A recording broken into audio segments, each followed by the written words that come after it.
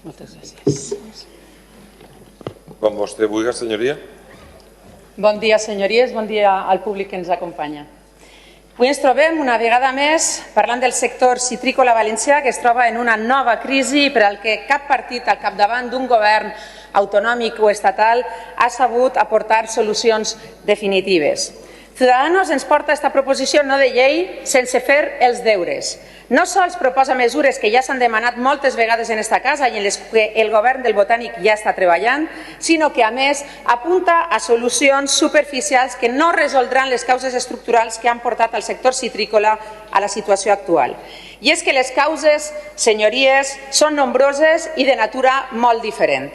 El sector citrícola ha sigut pioner en marcar les estratègies comercials per a l'exportació per a la resta del sector hortofrutícola del que Espanya és líder europeu indiscutible. Però les fórmules que funcionaven fa uns decennis ja no ens serveixen ara, raó per la qual el meu grup ha tornat a proposar aquesta legislatura la creació d'una comissió d'estudi sobre el sector citrícola, precisament per a donar-nos l'oportunitat d'entendre quins són els desafiaments que afronta el sector i de quina manera podem recolzar-lo des de les institucions.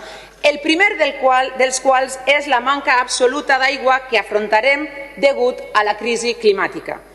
Paco Borràs, sense dubte un dels majors experts en el mercat citrícola a nivell internacional, al que vull agrair personalment el seu treball rigorós i la seva passió, ens assenyala diferents camins a emprendre.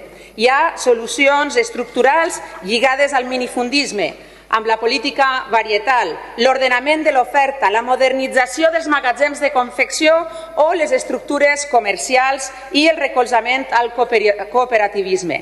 Però, sobretot, Paco Borràs i tots els experts ens indiquen la necessitat de comptar d'una vegada per totes amb una organització interprofessional operativa per a la defensa i la potenciació dels cítrics. I, evidentment, cal ordenar els mercats i vigilar els tractats i els acords de lliure comerç, promoure el consum, sí, però també afirmar la nostra posició en Europa, trencar l'embargament rus, treballar a Àsia i els Estats Units d'Amèrica i donant solució a un dels problemes principals, que és el dels protocols d'exportació que ens imposen alguns països perquè aquests, que són al seu torn exportadors nets dels seus cítrics cap a la Unió Europea, no tenen protocols per a enviar-nos els seus cítrics.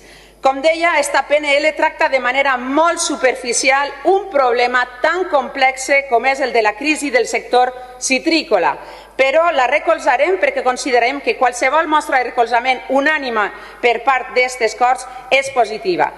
Afegís que el senyor Cantó deu d'estar molt malament a nivell personal, imagina, per acudir a arguments tan bochornosos com el de Palestina i menjar-se un minut i mig de la seva exposició i cridar-me a mi comunista, cosa que no soc però que tampoc considero que siga un insult.